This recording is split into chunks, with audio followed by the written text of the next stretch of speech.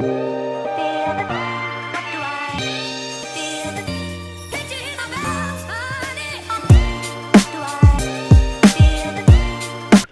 up guys, welcome back to my YouTube channel, and today I'm going to be talking about the different survival tips that I'm going to give you guys for Ramadan. So guys, as most of you might know, the holy month of Ramadan is upon us. I believe it's about 3 days away now. Basically today's video is going to be a little bit of a survival guide. It's going to be my 5 top tips on how to survive Ramadan. And for those of you that don't know what Ramadan is a time of the year where Muslims all around the world fast for around 29 to 30 days, and the hours they fast depends on their location. So for example, here in the UK we're going to be fasting for I believe 19 and a half hours. In Australia they only fast for 10 hours. So basically guys, Ramadan is practiced on the 9th month of the Islamic lunar calendar, and it begins on the sighting of the new moon. So guys, Ramadan is one of the 5 pillars of Islam. I'll leave a link in the description box below which is outlining the other pillars. So the reason we fast is basically to understand what people in this world go through, people that are going through poverty, people that don't have a lot to eat. Alright guys, so let me get straight into the video. Top tip for surviving Ramadan number 1. So a lot of people during the holy month of Ramadan find it very hard to wake up in the mornings because it is about 2-3 a.m, especially for younger people that have school to go to. It is a little bit harder, but for adults as well, don't get me wrong, adults it's a lot harder because sometimes they're a lot more busier throughout the day. One piece of advice I can give you for waking up for Ramadan is to just stay awake. Once you've opened your fast in the evening time and you pray through the night, a lot of people get about 2 or 3 hours before they have to wake up again and they go to sleep. In those 2 or 3 hours, just stay awake, just read, do something, occupy your mind. So when it comes to Sahri time or Suhoor time, you can just eat comfortably, you're awake, you eat, and then you can go to sleep. And a lot of the times when people do go back to sleep, they wake up feeling even worse than before. That's because you've started 2 sleep cycles. The first one was from, I don't know, 12 till 3, and you've disrupted that sleep cycle. And then you start another one probably about 3:30, 4 until the time you have to wake up for work. So if you just have one sleep cycle for 4 hours, I guarantee you'll be more energetic. I've been doing it for probably about 5 or 6 years now, not going to sleep, just staying awake, and I feel amazing. Obviously I'm not overly energetic, but I do feel good. I can do my day, go through my day completely fine. Tip number 2. Tip number 2 is around the time where people open their fast. A lot of people get really excited, especially on the first or the second fast, when they're not really used to it, and they literally just start gobbling down food as soon as it opens. That is a rookie error. Hashtag rookie error. You don't do that. Reason being, your stomach has shrunk throughout the day, so whatever you eat will instantly fill your stomachs up. And those people that drink fizzy drinks to open their fast, stop. It's no good for you. You could be putting in so many more nutrients and good stuff into your body to help you throughout the night when you go to pray, and just stay awake. So around the time that fast opens, all you need to do is eat slower. If you've got a lot of fried food and stuff, fine, everyone loves fried food, but eat it in moderation. So for example, if you've got 10 samosas on your plate, that's too many. Make it about 2 or 3, and then if you want to eat 10 that night, by all means eat them, but eat them later on. Make sure you're eating them over time, not in the first 10 minutes, because that's what people do. People usually wolf down all their food in the first 10 minutes, and then they're full and they can't eat anything and they can't move and they don't want to go to the mosque, they don't want to do this and this. So just when you eat, make sure you're eating slow, make sure you're eating enough to keep you going, and then when you get back from the mosque after you've prayed, then you can eat more. There's nothing wrong with that. And with water as well, people get a bit happier, and people get a bit happy with water and chug down 1 litre or 2 litres of water. That's a lot of water to have in that amount of time. So obviously, by all means, water is important. You need it to keep hydrated throughout the night, but just have it throughout the night. You don't need to have it in the first 10 minutes. Obviously your body is craving all these different things, but you don't give in to urges and wolf things down, because then you won't be able to eat anything else. So when you open your fast, usually people open it with a fruit or a date. Just eat it slowly. Have a glass of water then. Have a glass of water maybe every hour, or 2 glasses every hour, and this will ensure that you're not full, and that you can eat throughout the night yourself. And one more thing as well, Sahri time as well, a lot of people tend to eat a lot. Don't eat a lot at that time, because when you go back to sleep, that food just stays in one place, and you feel sick when you wake up. I know some people that eat curry in the morning, full on curry with like 2 chapatis, to keep themselves going throughout the day, and that's that can't help anyone. So if you're going to eat anything, make sure it's light, make sure you eat a handful of nuts. You can have some cereal, maybe a couple eggs, For those gym goers, have a protein shake.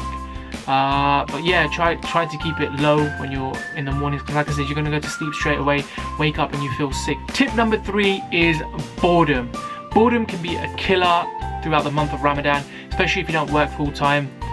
For myself, when I was younger, I used to get bored a lot, so I just used to sleep, which you shouldn't do during the holy month of Ramadan. You should like read books, read the Quran, and just reflect. So boredom, for those of you that haven't got a job or are looking for a job and you're gonna have to be home the whole time, it is torture to stay home all day and smell the food being cooked, especially if you can't handle it. You know, thank God for our mothers, our carers, whoever that cook for us. You know, they obviously it's hard for them, but they've been doing it for so many years that they can handle it.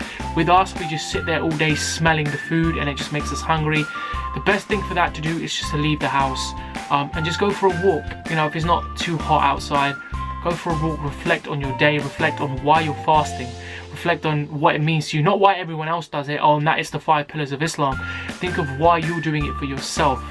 You know, what benefits will it have in your life? Research into fasting, not just Ramadan, but the health benefits that fasting has. All these different things can keep your mind occupied. Obviously, you can watch like YouTube videos and stuff as well on Islam and you know, all these different things. And yeah, don't restrict yourself on, you know, just staying at home. Go out. Obviously, if your friends, you know, Muslim, they're fasting, go out with them. They're going to feel the same way as you. They probably want to get out of their houses too, so give them a little call, see what they're doing, and just get out of the house. Tip number 4 is rest when you can. If you're home for the weekends and you know you've woken up, or you stay awake and you close your fast, you've prayed, you go to sleep in for a few extra hours. Don't feel like you have to wake up, especially on the weekend. You know, you've got that time where you can sleep in for a few hours.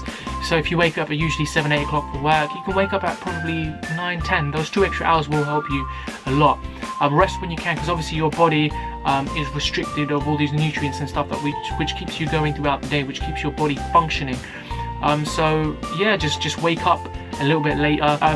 Advice for the week: if you work 9 to 5, when you come home, and if it's prayer time that time, pray and then nap for about half an hour. That half an hour nap will help you out a lot. It will recharge your batteries a little bit and it will help you. So whenever during Ramadan, make sure you rest as much as you can. And tip number 5 for this survival guide to Ramadan is: everybody is going to get hungry at some point in the day.